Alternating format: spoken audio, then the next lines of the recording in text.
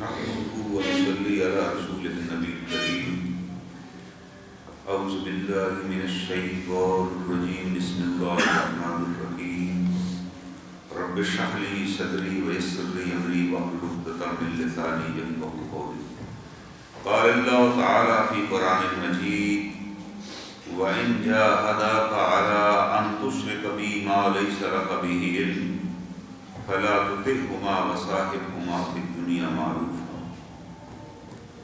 واتبع سبيل من أناب إلي ثم إلي مرجعكم فأنبئكم بما كنتم تعملون.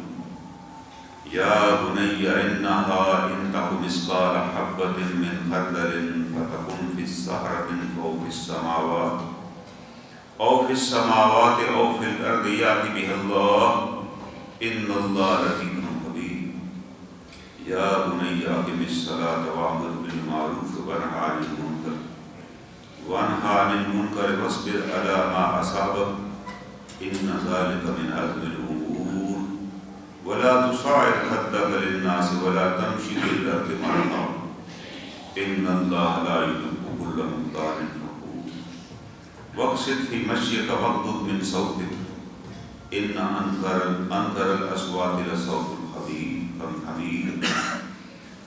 ألم تروا أن الله سخر لكم ما في السماوات وما في الأرض وأسبغ عليكم نعمه ظاهرة وباطنة ومن الناس من يجادل في الله بغير علم ولا هدى ولا كتاب منير.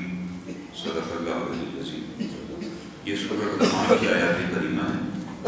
ان آیات کریمہ میں جناب لقمان نے اپنے بیٹوں کو 9 نصیحتیں کی کہ بھئی یہ 9 کام تم زندگی میں کچھ کام کیے کہ یہ کرنے ہیں اور کچھ کاموں سے منع کیا کہ یہ آپ نے نہیں کرنا.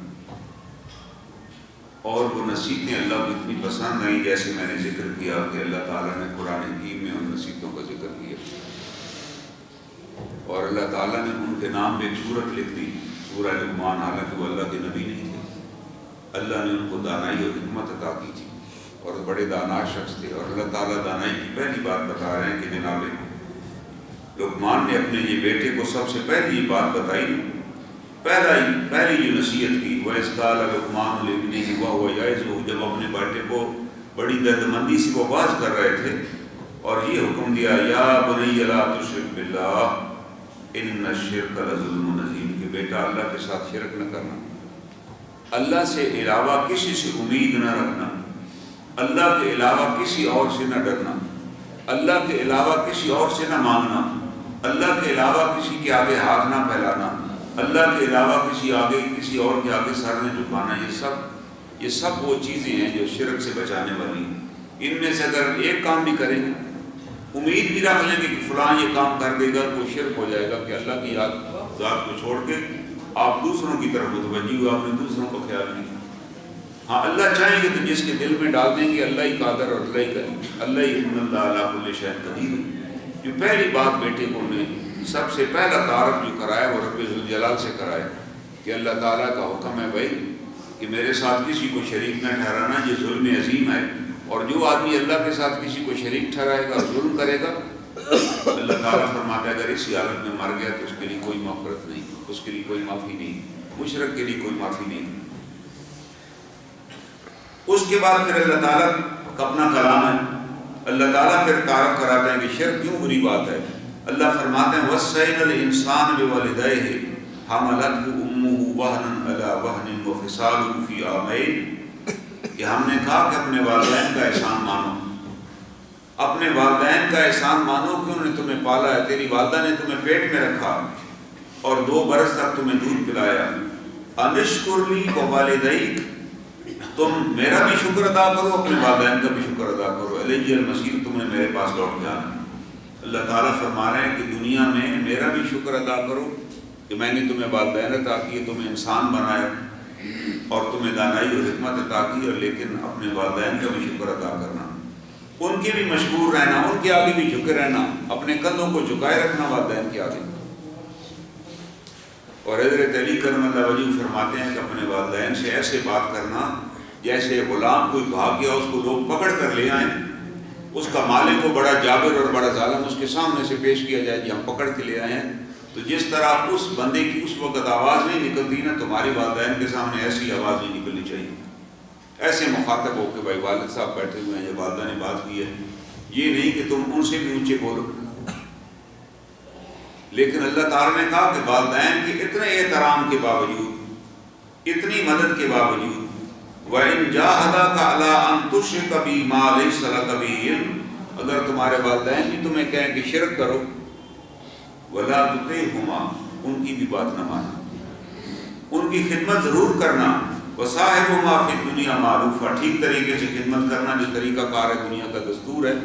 لیکن ان کی یہ بات نہ ماننا کہ انہوں نے کہا تھا جی فلاں دربار پہ یہ جا کر کرو تو میں جی والد صاحب کی بات ماننا.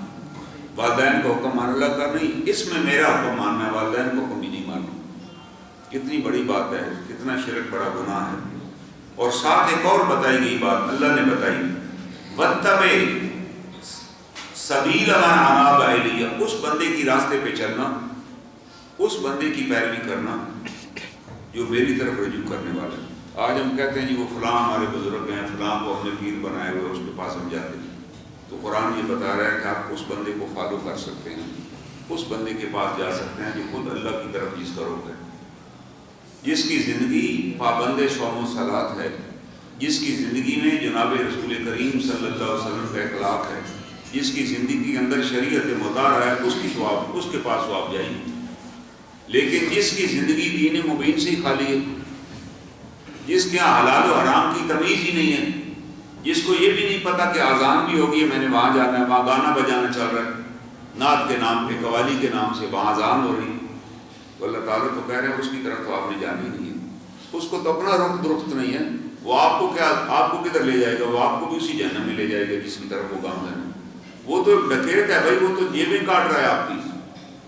کیونکہ قرآن نے ایک اصول بیان کر دیا کہ آپ اس بندے کی پیروی کیجیے، وَاتَّبِعْ سَبِيلَ، اس بندے کی پیروی کیجیے، مَنْ أَنَابَ إِلَيَّ، جو اللہ تعالیٰ فرماتے ہیں جو میری طرف رجوع کرنے والا ہے، جو آپ کو اللہ کے ساتھ ملائے، اس کی تو پیروی کیجیے.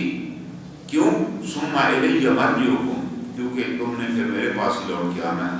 فَأُنَبِّئُكُم بِمَا كُنتُمْ تَعْمَلُونَ، پھر میں تمہیں بتاؤں گا جو تم دنیا میں کرتے رہے. اس کو بھی بتا دوں گا، تم کو بھی بتا دوں گا. اور اس دن انسان کہیں گے جب وہ جہنم میں ڈالے جائیں گے کہ جی ہمارے ان پیروں کو، ہمارے ان پیشواؤں کو، ہمارے ان علماء کو، ہمارے ان مفتیان کو بھی جہنم میں ڈالی، جہنم میں وہ بھی ساتھ ہی ہوں گے، ان کو دگنا عذاب دیجیے کیونکہ انہوں نے ہمیں گمراہ کیا تھا. قرآن میں آئے ہوئے وہ کہیں گے اللہ کہے گا نہیں، انہیں بھی دگنا ملے گا، تمہیں بھی دگنا ملے گا. تمہیں کس نے کہا تھا کہ ان کی آنکھیں باندھ کے پیروی کرنا؟ تمہارے سامنے جناب نبی کریم صلی اللہ علیہ وسلم کی ذات موجود نہیں تھی، تمہارے سامنے کتاب اللہ موجود نہیں تھی. ان دونوں چیزوں کی موجودگی کے باوجود تمہیں کیا ضرورت تھی ان کی پیروی کرتے جو نئی بات بتا رہے تھے، تم جو تمہیں خوابیں سنا رہے تھے، تمہیں بڑی عجیب و غریب باتیں تعویلیں کر رہے تھے، تم ان کے پیچھے چل پڑے. تم نے قرآن اور سنت کو خود ہی چھوڑ دیا تھا. تمہیں اس چھوڑنے پر دگنا عذاب ملے گا، انہیں گمراہ کرنے پر دگنا عذاب ملے گا.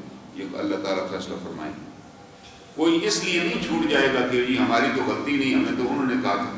دنیا کے کسی معاملے میں ہم کسی اور کی بات نہیں مانتے، اپنا فائدہ دیکھتے ہیں کہ یار یہ کب بات، اس کا نتیجہ کیا نکلے. لیکن دین کے معاملے میں ہم کہتے ہیں جی ہمیں جیسے کسی نے بتا دیا ہم ایسے ہی کرتے ہیں. بھائی اپنی بھی تو عقل استعمال کر لو، کسی سے پوچھ ہی لو. آپ ہر بندے کے گھر میں کتاب اللہ موجود ہے، آپ کہیں دیکھیں. اگر آپ نے قرآن پڑھا ہوگا نا، پھر آپ کسی غلط بندے کو اپنا رہنما بھی نہیں بنائیں گے. کہیں گے نہیں یار اللہ تعالیٰ نے تو کہہ دیا، ہم نے اپنا رہنما تو اسے بنانا ہے من اناب الیہ، جو اللہ کی طرف رجوع کرنے والا ہے، جس کی زندگی میں اللہ اور اس کے رسول کی جھلک ہی نہیں ہے، وہ ہمارا کیسے رہنما ہو سکتا ہے؟ قرآن تو میں یہ بتا رہا ہوں. اگلی نصیحت ایک اور انہوں نے پھر کی اپنے بیٹے کو کہ تم اللہ تعالیٰ کی معرفت حاصل کرو کہ اللہ کی ذات جو ہے، اللہ کی ذات کتنی عظیم ہے. اور وہ کیا بتایا انہیں، یا بنی، اے میرے بیٹے، انہا ان تک مثقال حبۃ من خردل، اے میرے بیٹے، وہ رائی کے بعد دانے کے برابر، رائی ہوتی باجرے سے بھی چھوٹی، اس کے دانے کی بے برابر کوئی چیز ہوگی، فتکن حبۃ من خردل فتکن فی زہرۃ او فی السماوات، کسی پہاڑ کی چٹان میں بھی گری ہوئی ہوگی یا آسمانوں میں ہوگی یا زمین میں ہوگی، یا اللہ اس کو لے کر آئے گا۔ آپ یہ نہ سمجھیں کہ یہاں کوئی بھی مجھے نہیں دیکھ رہا، میں کوئی واردات کر گزروں بھائی، کوئی چیز اٹھا لوں، کوئی دیکھ ہی نہیں رہا۔ تو اللہ تعالیٰ بیٹا جو لقمان بتاتے ہیں کہ یاد رکھنا میرے بیٹے، کسی پہاڑ کی کوہ کے اندر انتہائی اندھیرے کے اندر بھی اگر کوئی چیز آپ نے کی ہوگی نا، قیامت والے دن اللہ اسے لے کر آ جائیں گے کہ یہ بھائی آپ نے کی تھی، چاہے نیکی کی تھی یا بدی کی تھی، غلط کام کیا تھا، جو بھی نیک کام کیا ہوگا وہ اللہ تعالیٰ لے آئیں گے بھائی۔ آپ یہ نہیں کہہ سکتے کہ وہ جی میں تو فلاں آسمانوں میں جا کر وہ کام کیا تھا، جہاز کو جا رہا تھا، جہاز پوری فلائٹ ہی خالی تھی، میں ایک اکیلا ہی تھا، کوئی اس کو دیکھ ہی نہیں رہا تھا جو میں نے چیز اٹھا لی یا میں نے کوئی واردات کر ڈالی۔ تو اللہ تعالیٰ لقمان فرماتے ہیں کہ چاہے پہاڑوں کی چوٹ کے اندر بھی چلے جاؤ، پہاڑوں میں آپ جائیں تو بے شمار کھائیاں اندر ہوتی ہیں، ہزار فٹ گہری کھائیں، جس میں کوئی چیز گر جائے تو پتہ ہی نہیں چلتا۔ تو وہ اپنے بیٹے کو بتا رہے ہیں کہ چاہے کسی پہاڑ کی کھائی میں کوئی چیز گر جائے، سمندر کی تہہ میں چلے جائے، آسمانوں میں چلی جائے، یا اللہ اس کو حاضر کرے گا۔ کیوں؟ ان اللہ لطیف خبیر، اللہ بڑا باریک بین اور باخبر ہے۔ اللہ تعالیٰ بڑے باریک بین اور باخبر ہے، تمہارے دل میں آنے والے خیال کو بھی اللہ جانتے ہیں۔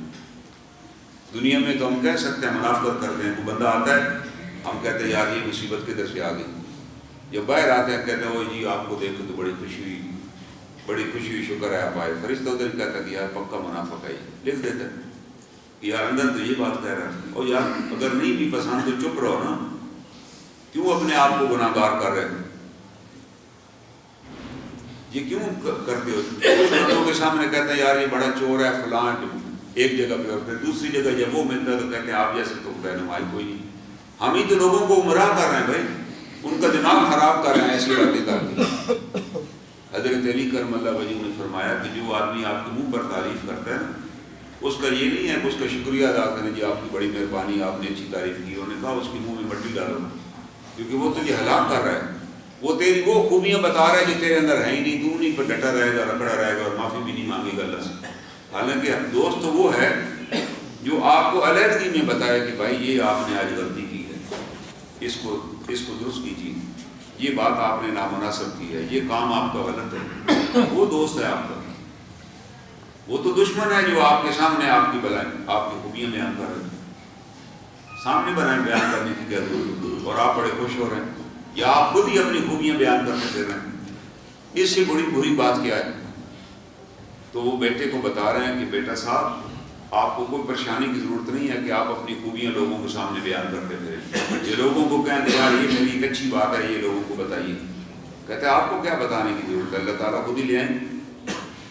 جناب رسول کریم صلی اللہ علیہ وسلم نے فرمایا کہ کوئی آدمی اگر آپ کا خیر سے ذکر کرتا ہے، آپ کو کوئی اچھی بات بتاتا ہے کہ فلاں جگہ آپ نے ہمیں ایک اچھی بات بتائی تھی، آج اس کا ہم نے ایک اچھا نتیجہ دیکھا ہے، تو آپ نے کہا یہ اللہ کی طرف سے آپ کے لیے بشارت ہے۔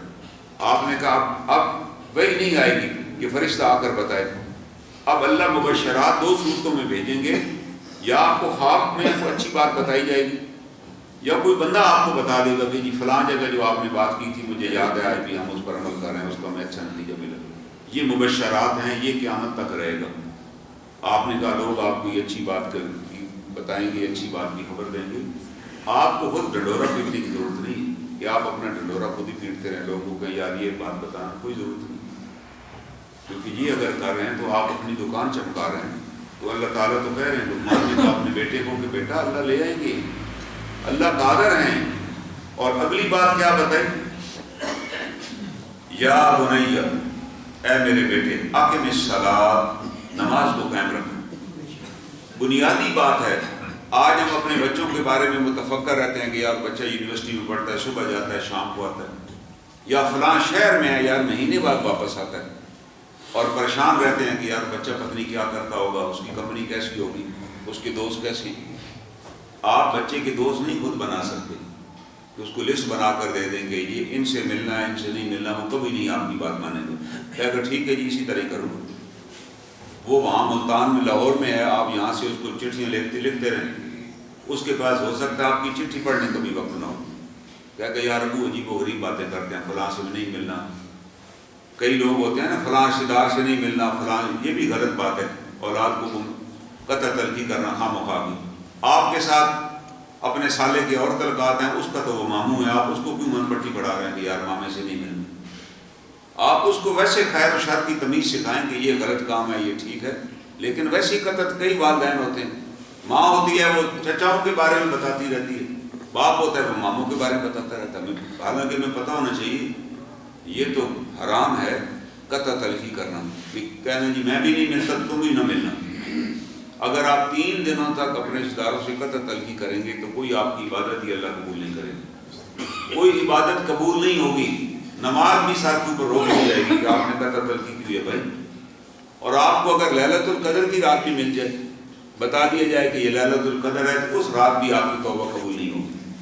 اور اگر آپ میدان عرفات میں بھی پہنچ جائیں اور وہاں جا کر بھی استغفار کریں تو وہ بھی قبول نہیں ہوگی. کیوں؟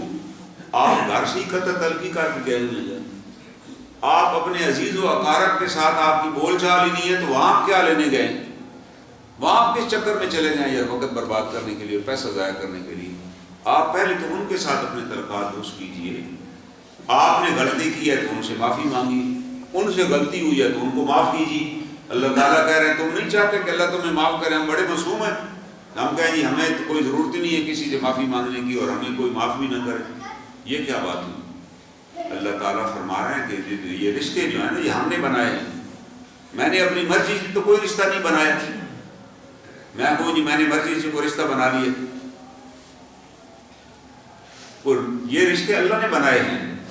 میرے والدین اللہ نے مجھے عطا کی ہیں. جب والدین آئے تو والدین کے جو بہن بھائی ہیں وہ بھی اللہ ہی نے عطا کی. یہ خون کے رشتے ہیں، یہ اللہ کے عطا کرتے ہیں. اللہ تعالیٰ فرما رہے ہیں کہ ان رشتوں کی قدر کیجیے، ان سے قطع تلخی آپ نہیں کر سکتے. ایک صحابی تشریف لائے اور انہوں نے کہا کہ اے نبی اکرم صلی اللہ علیہ وسلم، میرے فلاں رشتہ دار بڑے مزی ہیں، وہ بڑے شر پسند ہیں، جب بھی وہ آتے ہیں کوئی نہ کوئی فتنہ بول کے چلے جاتے ہیں. کسی شادی فنکشن میں بھی بلاتے ہیں تو کوئی نہ کوئی مسئلہ. آپ نے فرمایا کنی کے ساتھ کے بارے میں حکم ہے کہ اچھے طریقے سے تم نے پیش آنا. اگر وہ اچھے ہوں گے تو بھائی آپ بھی اچھے ہوں گے، پھر آپ کی کیا بادری؟ اگر میرا رشتہ دار ایک بہت اچھا ہے تو میں بھی اس کے ساتھ اچھا ہوں، اس میں میری کیا بادری؟ ہاں اگر وہ ہے بھی برا لیکن میں اس کے ساتھ اچھائی کے ساتھ پیش آؤں، میں اس کے ساتھ آسان والا معاملہ کروں. اللہ خود ہی اسے پکڑ لے گا بھائی. آپ اس کے لیے دعا کریں اللہ اس کو ہدایت عطا کرے. یا تو اللہ چاہیں گے تو ہدایت دے دیں گے، ہدایت کے قابل نہیں ہے تو اللہ اسے آپ پکڑ لیں گے. آپ کو کیا اس میں تکلیف کرنے کی ضرورت ہے؟ آپ اپنا کام کیجیے. ایک صحابی رسول صلی اللہ علیہ وسلم تھے اور کچھ منافقین نے تہمت لگائی ام المومنین حضرت عائشہ صدیقہ رضی اللہ تعالیٰ عنہ. اس میں ایک صحابی بھی شامل تھے حضرت مستہ رضی اللہ تعالیٰ. وہ رشتہ دار تھے ابو بکر صدیق کے، بڑے غریب تھے. ان کی ماں بھی بیوہ تھی حضرت حمنہ. وہ ماں بیٹا دونوں ہجرت کر کے آئے. ان کے پاس کچھ بھی نہیں تھا. ان کی ساری دیکھ بھال جو تھی ابو بکر صدیق کرتے تھے. گھر کے سارے اخراجات بھی یہی چلاتے تھے کہ یار وہ ہماری عزیزہ ہیں اور وہاں سے ہجرت کرتے ہیں، یہ بھی بیچارے غریب ہیں، کوئی کام بھی کوئی نہیں. وہ بات ان منافقین سے مستہ نے بھی سنی اور انہوں نے بھی آگے پھیلا دی. نتیجہ یہ نکلا کہ ابو بکر صدیق کو بڑا غصہ آیا جب لوگوں نے بتایا کہ یار یہ بات مستہ نے بھی کی. انہیں پتا تھا، انہوں نے یار وہ میرے رشتہ دار بھی ہے. پھر میں اس پہ میرے احسان بھی ہیں، اس کو تو نہیں چاہیے تھا کم از کم وہ مجھے پوچھ لیتا. آپ نے کہا میں قسم کھاتا ہوں آئندہ اس کی میں شکل بھی نہیں دیکھوں. میری بیٹی پہ تہمت لگائی ہے نا بھائی. ہم لوگ کہتے ہیں یار فلاں نے میرے ساتھ بڑی زیادتی کی، اب اس سے بڑی زیادتی کوئی نہیں ہو سکتی. وہ تہمت حضرت بکر صدیق کی بیٹی پہ نہیں لگائی گئی، ام المومنین پہ لگائی گئی تھی. ان کی بیٹی تھی لیکن اب تو ام المومنین ہے نا. انہوں نے کہا قسم کھا لی کہ میں اس کی شکل بھی نہیں، اس کی میں کوئی مدد نہیں کروں گا آئندہ، یار بس جو ہو گیا ہو گیا. اللہ تعالیٰ کی طرف سے آیات نازل ہوگی.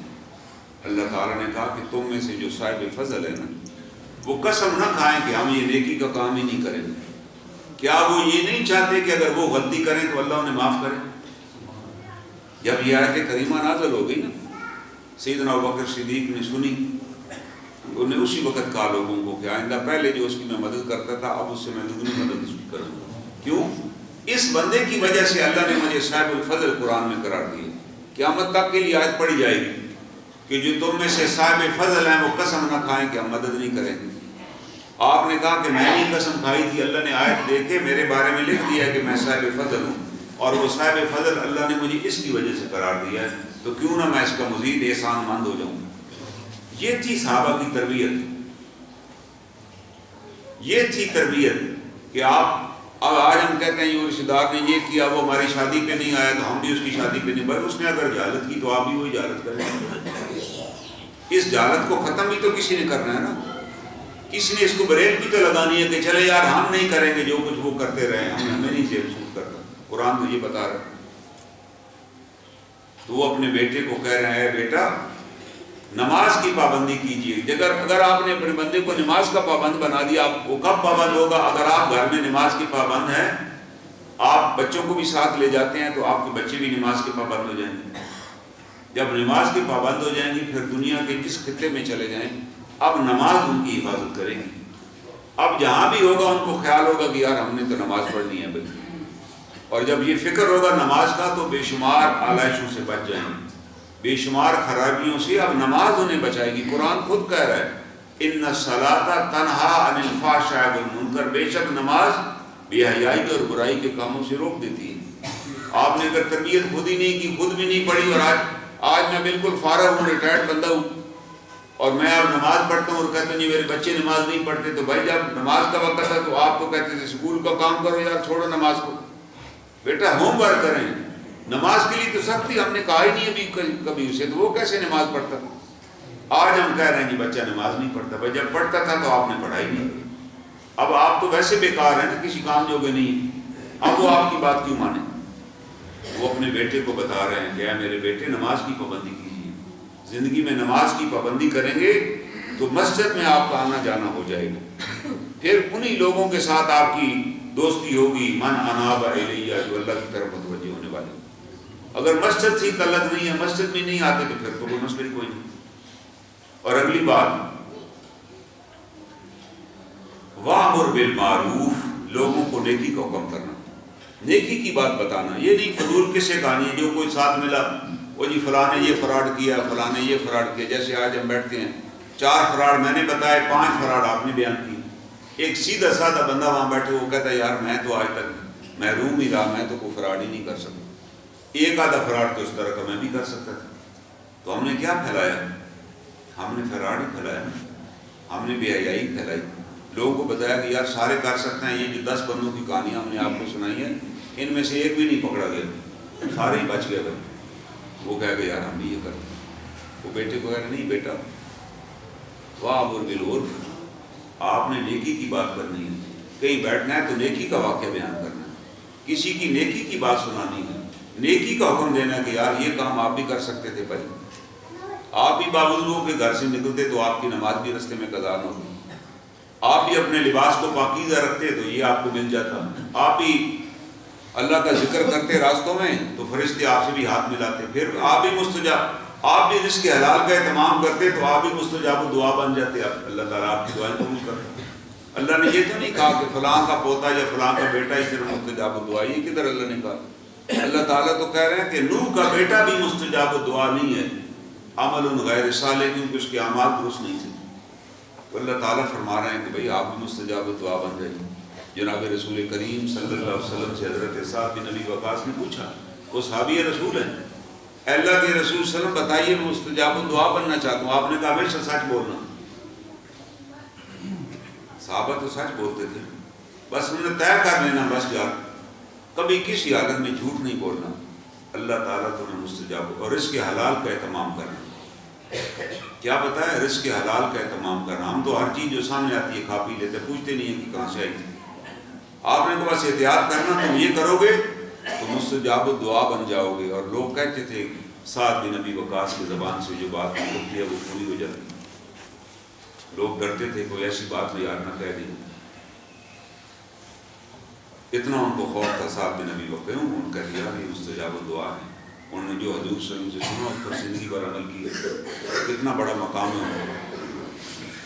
اور وہ اسی طرح وہ بیٹے کو کہتے ہیں نیکی کو حکم دینا، وَنْهَا عَنِ الْمُنْكَرِ، اور بری باتوں سے روکنا، کہیں بری بات ہو رہی ہو تو شامل نہ ہو جانا، ان کہنا یار یہ کوئی بات ہے کرنے والی ہے. کسی کو غیبت کرنے لگے، ہم کہتے ہیں یار میں تو غیبت کبھی نہیں کرتا، لیکن جب ہو رہی ہو تو بڑے شوق سے سنتا ہوں. تو مجرم ہے نا، ہمارے کام تو جرم میں شریک ہو. اگر میں اسے کہہ دیتا کہ یار بات سنو، یہ کسی کی آپ بات کیوں کر رہے ہیں؟ آپ کی اتنی نیکیاں فالتو ہیں کہ آپ کسی کو دے رہے ہیں. جب آپ کسی کی غیبت کریں گے تو قیامت والے دن آپ کی نیکیاں اس کو دی جائیں گی. ایک شخص نے یہ پوچھا، یہ بھی اللہ کے رسول صلی اللہ علیہ وسلم سے پوچھا کہ اے اللہ کے رسول، اس کے اندر یہ خامی ہے، یہ اگر میں بیان کروں کہ وہ تو ایسا، آپ نے کہا یہ تو غیبت ہے، اور اگر اس کے اندر نہ ہو تو آپ نے کہا یہ بہتان ہے، یہ تو پھر تو نے بہتان باندھا. بھائی کیا ضرورت ہے کسی کے بارے میں؟ ہاں آپ کب بتا سکتے ہیں کسی کے بارے میں کب غیبت جائز ہے؟ کہ کوئی آدمی میرے پاس آئے کہ جی میں فلاں کے ساتھ بیٹی کی شادی کرنا چاہتا ہوں، آپ بتائیے. اگر آپ اس بندے کو جانتے ہیں تو پھر ضرور بتائیے کہ یار وہ اس قابل نہیں ہے کہ اس کو بیٹی دی جائے. یہ غیبت نہیں ہے. آپ کہتے ہیں نہیں میں فلاں کے ساتھ کاروبار کرنا چاہتا ہوں اور میں اس کو جانتا ہوں کاروباری کو، تو وہ مجھے بتانا چاہیے کہ یار اس کے ساتھ کاروبار نہ کیجیے گا، وہ اس قابل نہیں ہے کہ اس کے پاس کاروبار کریں. لیکن فضول میں ہر بندے کو ہر بندے کے بارے میں بتانا، یہ آپ نے ٹھیکہ لیا ہوا. آپ سے پوچھنے کی ضرورت ہے تو آپ کیوں یہ ڈھڈورے دے؟ ہو سکتا ہے وہ طائب ہو گئے. تو نیکی کا حکم دیجیے اور برائی سے منع کیجیے. اور پھر اگلی بات، وَاصْبِرْ عَلَىٰ مَا أَصَابَكَ عَلَىٰ مَا أَصَابَكَ، اور جب تمہیں کوئی تکلیف پہنچے تو صبر کرنا. صبر سے یہ مراد نہیں ہے کہ بس مار کھا کے گھر آ جائے. صبر سے مراد ہے کہ استقامت کے ساتھ ڈٹے رہنا. یہ نہیں کہ گاگے سے گالیاں دینے لگ جاؤ کسی کو. ضروری تو نہیں ہے کوئی آدمی آپ سے بدتمیزی کی بات کرتا ہے تو جواب دینا تو کوئی ضروری نہیں. آپ کہیں بس بھائی السلام علیکم، میرے پاس گالیاں نہیں ہیں، میں تو آپ کو گالی نہیں دیں، بس ٹھیک ہے. میں آپ جواب نہ دینا ہی بہت بڑا جواب ہے. کسی کو جواب نہ دینا. جب کوئی جاہل آدمی آپ سے بات کرے، قالوا سلامہ، تو آپ سلام کیجئے، سلامتی کی بات کیجئے. کہ السلام علیکم بھائی، آپ سے تو میں بیعت نہیں نہ کر سکتا. جتنی گالیاں آپ کو آتی ہیں ماشاءاللہ مجھے تو ایک بھی نہیں آتی، اس لیے میں تو گالی کا جواب گالی سے نہیں دے سکتا. آپ یہ ہے صبر. صبر یہ نہیں ہے کہ آپ بھی اسی طرح ہی ہو جائیں 2 منٹ میں، پتہ ہی نہ چلے کہ یہ کیسا تھا وہ کہیں یار یہ دونوں ایسے ہی تھے. وہ اپنے بیٹے کو سمجھا رہے ہیں کہ نہ بیٹا، جب نیکی کو حکم دو گے، برائی سے منع کرو گے تو بے شمار لوگ مخالف ہو جائیں گے. وہ گالیاں بھی دیں گے، وہ لڑ بھی پڑیں گے. تو یہ نہیں کہنا کہ آئندہ جی میں یہ کام ہی نہیں کروں گا. کئی لوگ ہیں کہ جی میں تو قسم کھا لی ہے کسی کو نیکی کو حکم ہی نہیں دوں گا. پھر اس کا مطلب ہے آپ نے تو صبر کیا ہی نہیں، آپ تو ایک جھٹکے سے ہی گھبرا گئے. آپ کہیں کہ نہیں جناب میں جو کر رہا تھا ٹھیک تھا، وہ میں کرتا رہوں گا، لیکن میرے پاس کسی سے الجھنے کا ٹائم نہیں ہے کہ میں ان کے ساتھ ہی الجھا رہا ہوں، کسی میں اپنا ٹائم ہی کھپا دوں. یہ آپ کا ٹائم کام ہی نہیں. وَاصْبِرْ، آپ استقامت کے ساتھ اپنے کام پہ ڈٹے رہیے. صبر ہے گناہوں سے اپنے آپ کو بچانا کہ یار یہ گناہ سے میں اپنے آپ کو بچاتا رہوں گا اور اللہ چاہے گا تو میں بچ جاؤں گا، اور اس کام پہ میں ڈٹا رہوں گا. اللہ چاہیں گے تو میں اس پہ ثابت قدم رہوں گا. کہ اللہ کے حکم کے بغیر تو ہم ثابت قدم رہ سکتے ہیں نہ بچ سکتے ہیں. تو وہ بیٹے کو انہوں نے یہ نصیحت کی، اور ساتھ اگلی بات کیا بتائی، ان ذالک من عزم الامور، یہ بڑے ہمت کے کام ہیں اگر تم کر گزرو. یہ بڑے ہمت والے کام ہیں جو تمہیں کرنے چاہیے. نماز کی پابندی کرنا، نیکی کو حکم دینا، لوگوں کی برائی سے روکنا اور لوگوں کی تکلیفوں پر صبر کرنا. یہ نہیں کہنا کہ جی میں تو بدلہ ہی لے کر رہوں گا. وہ بھائی چھوڑ دو یار، آپ نے کیا بدلہ لینا؟ اللہ تعالیٰ بھی تو دیکھ رہا ہے نا. آپ نے اللہ کے لیے کیا تو بس اللہ خود ہی سنبھال لے گا اس کو. آپ اپنے کام سے بھی جائیں گے بدلہ لیتے لیتے. ہو سکتا بدلہ لینے میں کوئی زیادتی کر بیٹھے. وہ کہہ رہا آپ اپنا کام کیجیے. اور اگلی بات، وَلَا تُصَعِّرْ خَدَّكَ لِلنَّاسِ، لوگوں کے ساتھ منہ کھلا کے بات نہ کرنا. کوئی بات کرے تو آپ فوراً آپ اس سے جھگڑ پڑیں، آپ کا چہرہ سرخ ہو جائے کہ یہ جرت کیسے کی آپ نے کرنی. بھائی اگر کسی نے آپ کو بات کی ہے کہ جناب یہ آپ کیوں کام کر رہے ہیں، آپ یہ ہمیں تو نصیحت یہ کرتے ہیں، آپ کو اپنے کرتوت تو یہ ہیں، تو مجھے تحمل سے اس کی بات سننی چاہیے، تحمل سے اس کا جواب دینا چاہیے کہ نہیں ایسی بات نہیں ہے بھائی، یہ آپ کو کس نے غلط بتایا. آپ کا حق ہے مجھ سے پوچھنا. اگر میں یہاں بیٹھ کے آپ کو آدھا گھنٹہ ایک تقریر سنا دیتا ہوں تو آپ کو بھی حق ہے مجھ سے پوچھنا. اس پہ مجھے اگر میں اس سے لڑ پڑوں کہ آپ نے یہ کیوں پوچھا تو یہ تو قرآن کے اس حکم کے خلاف ہے کہ بھائی آپ وہ اپنے بیٹے کو نہ کہ نہیں بیٹا منہ کھلا کے بات نہیں کرنا، کہ تیری تیوری چڑھ جائے، تیرے سے بات کو کرے کہ یہ آپ نے کیوں کیا، یہ کوئی تو تم بجائے جواب دینے کہ اس کی تسلی کرانے کے آپ کا چہرہ ہی بدل جائے، آپ کے منہ سے اور فول بکنے لگ جائیں آپ، وہ کہے یار شکر ہے اس سے ہم کدھر متھے لگ گئے، یار اس سے کیا ہم نے بات پوچھی، اس سے صرف وضاحت مانگی ہے کہ اس کی وضاحت کیجیے، بجائے وضاحت دینے کے یہ اور الجھ کھڑا ہوا۔ وہ کہہ رہے نا بیٹا یہ کام نہ کرنا، ولا تصاحر خدک للناس، لوگوں کے ساتھ کبھی منہ پھلا کے بات نہ کرنا، ولا تمشی فی الارض مرحا، اور زمین پر اکڑ کرنا چلنا کہ جناب بڑے اکڑ خان ہیں جی، جا رہے ہیں تو پتہ چل رہا ہے جناب یہ کام نہ کرنا، کیونکہ جب آپ منہ پھلا کے بات کریں گے تو آپ کی چال میں بھی پھر اکڑ آ جائے گی نا، پھر تو سارے اعضاء آپ کی قابو سے باہر ہو جائیں گے نا، ہر جسم کو جو اپنی مرضی کرے۔ وہ کہہ رہے یہ کام نہ کرنا، کیوں؟ ان اللہ لا یحب کل مختال فخور، اللہ تعالیٰ کسی تکبر کرنے والے اکڑ خان کو پسند نہیں کرتے، اللہ نہیں پسند کرتے کسی اکڑ خان کو۔ جیسے ہی آپ تکبر کریں گے اللہ ادھر ہی پکڑ لیں گے۔ جو بھی آدمی تکبر کرتا ہے نا، کیونکہ تکبر ایک ہی ذات کو روا ہے، وہ رب ذوالجلال کی ذات ہے، اللہ تکبر کر سکتے ہیں، اللہ بڑائی کے مالک ہیں بھائی، اللہ ہی محسن حقیقی، ہمارے پاس تو پہلے چیز ہی کوئی نہیں، تو اللہ کا حق ہے، جس نے تکبر کیا دراصل اس نے اللہ کی چادر کو ہاتھ ڈالا کہ میں بھی تکبر کر سکتا ہوں، اور جس نے اللہ کو چیلنج کیا، پنجابی میں ایک محاورہ ہے ات خدا دا ویر، کہ جس بندے نے ات کیا نا، ات کا مطلب ہے تکبر کیا کہ یار میں یہ کر سکتا ہوں، وہ ادھر ہی پکڑا جائے گا، کیونکہ یہ اللہ کے ساتھ اس کی ڈائریکٹ، اس نے اللہ کے ساتھ دشمنی کی ہے، اللہ کو چیلنج کیا کہ میں بھی یہ کر سکتا ہوں۔ اور دنیا میں بڑے بڑے ڈکٹیٹر، بڑے بڑے فرعون آئے، جب انہیں تکبر کا مظاہرہ کیا اللہ تعالیٰ نے ان کو ذلیل و رسوا کر دیا۔ فرعون نے یہی کہا تھا انا ربکم الاعلی، کہ میں ہوں سب سے بڑا رب۔ اللہ نے کہا کہ ہم تمہیں باقی رکھیں گے، ہم تیرے جسم کو فنا نہیں ہونے دیں گے، ہر چیز کو فنا ہے، تیرا جسم رکھیں گے اکڑا ہوا پڑا ہوگا، لوگ دیکھیں گے اور کہیں گے کہ یہ وہ بندہ ہے جو سمجھتا تھا کہ میں رب العالم ہوں، اور یہ آیا اس پہ ٹکٹ لگا ہوا، لوگ جا کر دیکھتے ہیں، اس کی شکل پہ لعنت برس رہی۔ اللہ تعالیٰ بتا رہے ہیں کہ ہم دکھائیں گے لوگوں کو کہ جب ہم کسی پہ لعنت جو ہمارے مقابلے پہ آتا ہے اس کا ہم یہ حشر کر دیتے ہیں۔ اور پھر اللہ تعالیٰ فرماتے ہیں کہ بھائی اللہ تعالیٰ کسی اکڑ خان کو پسند نہیں کرتے۔ اب جناب لقمان اگلی وصیت کرتے ہیں وقصد فی مشیک، اپنی رفتار میں اعتدال اختیار کرو، اپنی چال میں اعتدال، اس سے مراد صرف چلنا پھرنا نہیں، آپ کے تمام معاملات کے اندر اعتدال نظر آنا چاہیے۔ یہ نہیں کہ میں جی 10,000 کا سوٹ خریدا ہے جی پیسے میرے پاس ہیں، یہ اعتدال کے خلاف ہے۔ آپ 10,000 میں 4-3 سوٹ خرید سکتے تھے، 2 کسی مستحق کو دے دیتے، آپ کو 1 خود پہن لیتے، یہ تو اللہ تو یہ چاہتے تھے۔ آپ کہیں جی ہم نے آج وہاں جا کر کھانا کھایا، اس پہ 20,000 ہمارا خرچہ ہے، یہ آپ نے اسراف کیا ہے، اس 20,000 میں تو 10 لوگ اور بھی کھانا کھا سکتے تھے، آپ 10 خاندانوں کو کھانا بھیج سکتے تھے۔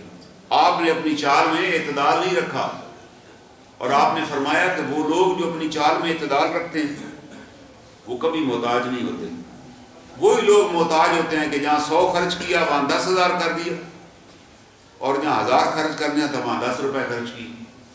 تو ان لوگوں کی زندگی میں نہ برکت ہوتی ہے نہ کام میں برکت ہوتی ہے، وہ جلد محتاج ہو جاتے ہیں، چیزیں ان کے ہاتھ سے ہی نکل جاتی ہیں۔ لیکن حکم وہ دے رہے ہیں کہ بیٹا تمہاری چال میں اعتدال ہونا چاہیے، جتنی ضرورت ہے وہاں اتنا ہی خرچ کرنا، نہ اس سے کم خرچ کرنا نہ اس سے زیادہ خرچ کرنا، جس کام سے گزارا ہو رہا ہے اس کے تحت گزارا کرنا، تاکہ یہ سوچ لینا کہ یہ مال اور پیسہ جو ملا ہے یہ امانت ہے، اس میں دوسرے مستحق لوگوں کا حق ہے، اگر تم اس کو ضائع کر بیٹھو گے تو ان کا حق ادا نہ کر سکو گے۔ جتنے لوگ زندگی میں اسراف کرتے ہیں وہ لوگوں کا حق، عزیز و اقارب کا حق یہ نہیں ادا کر سکتے، کیونکہ یہ تو شریعت کے حکم کے خلاف ہے۔